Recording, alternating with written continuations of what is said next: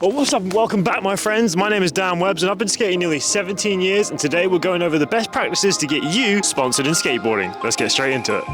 Alright, so you want to be sponsored in skateboarding. Now, this isn't going to be a blanket statement that fits everybody, but I've got a bunch of different practices and things you can do outside of skateboarding that are going to help you get towards that goal a lot quicker than most would assume. Alright, as you can clearly tell, you join me on an extremely wet morning today, and the first thing I'm going to let you know is what is a sponsorship in skateboarding. If you weren't aware already, basically what a sponsorship is a company will seek you out, or you'll seek them out in some cases, and say, right, I use your product a lot, I support your company, I agree with what you're doing, I'm doing something good here, I'm putting my name on the map for skateboarding. Can we come to some sort of agreement to get me the product for free so I can advertise it to my viewers? Or can I enter competitions and represent you there? Something along those lines. That's what a sponsorship is in skateboarding. Basically, you get given free products in exchange for promoting those products on either videos or in competitions. Now that we've got that out of the way, let's get into the main meat of the video. So what sponsors do I have? My most recent sponsor here is Lakai. Now they're just chucking me shoes for some promotional work in the videos, but you can be sponsored by pretty much anything, and the first thing that you're going to need to do to get on that map is pick some clothes that stand out. Now you don't have to be ridiculous and wear some huge parachute pants. You don't even need to go as crazy as something this colorful. This is just my own personal style that I enjoy. You can go as simple as just wearing a nice colorful hoodie, or even just having a skateboard of a unique shape that most people aren't skating. If you can do something like that to make yourself stand out, whether it be a different kind of skateboard, whether it be a jazzy outfit, or maybe you just got massive flat spots in your wheels, because I've heard that some people actually purposely flat spot their wheels in order to make themselves louder and people look at them in competition settings. Have I ever done that? No, but if you have, let me know in the comments. On to number 2. Now for this one, obviously to be a sponsored skateboarder, you're gonna have to be pretty good. Now you don't have to be the most extravagant, doing Merlin twist to 50-50 to blunt slide, triple kickflip out. You don't have to be doing crazy stuff like that, but what you do have to be doing is every trick that you do decide to put into your arsenal, you have to have it down well. You can have all the tricks in the world, but if you can't make any of them look good, or if you're just landing them 1 out of every 50 tries, then that doesn't matter. You can film that clip, yeah, that's gonna be good, but you haven't got the consistency required. I would say being really good and consistent at 10 to 15 different tricks is way more important than having like 50 tricks that you can only do a couple of times each. So pick your favorite tricks, practice them, try and level them up to make them a bit harder than what a normal skater would do, just to make yourself stand out, calling back to the first part. Now I will say that even though people like me like to see a nice nightmare flip, even a triple kick flip, a lot of the traditional sponsorships, they really don't like that kind of stuff. Now it depends what kind of sponsorship you want, but if you want one that's in the more traditional side of skateboarding,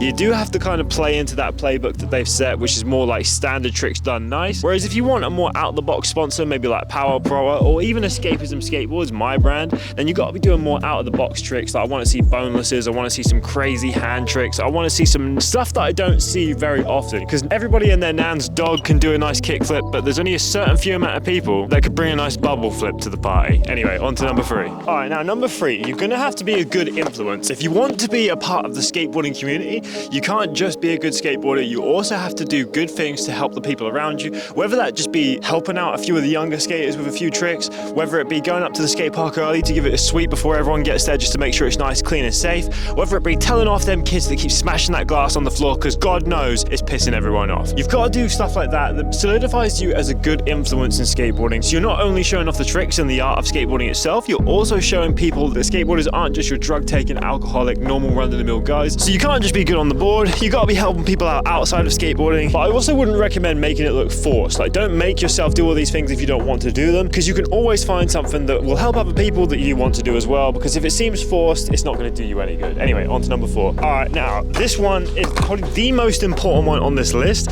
and that is that if you want to be sponsored by a company, maybe it's one of your favorite companies, maybe you've always dreamed of being sponsored by them, you've got to support them first. Because we get kids in the Escapism inbox literally all the time saying, yo, I love your company, I support this, that and the other, can I get some free stuff? I check their Instagram, have they ever bought anything from Escapism? No. Have they ever shared any of our stuff? No. Have they ever done anything apart from message me that one time? 100% of the time, no. So why on earth would I go into my hard-working business, take some product out that I've paid for and give it to you for free so you can probably post one story to your mates and tell them that you're all sponsored? I feel like a lot of kids want to be sponsored these days just to say that they're sponsored, not to actually support the company trampoline help grow their own skate career and the skate careers of those around them. So if that's you, maybe rethink your strategy, because I don't think that skateboard sponsorship is what you want personally, if that's all you want it for. But if you are like me and you want it for your own pride and to support the people around you that support you, so make sure you put your money where your mouth is if you ever even want a chance of being sponsored. All right, my penultimate point for this video, and this one is getting involved in community projects. Now, if you're lucky enough to have a DIY skate park near you, for anyone that doesn't know, a DIY is exactly what it says in the tin, a skate park that the council has said, right, this area is for you, build your own spots, and we'll just make sure it's safe. So if you've got a place like that, make the most of it, be in your DIY as much as you can. Anytime you see them asking for help to build a certain obstacle,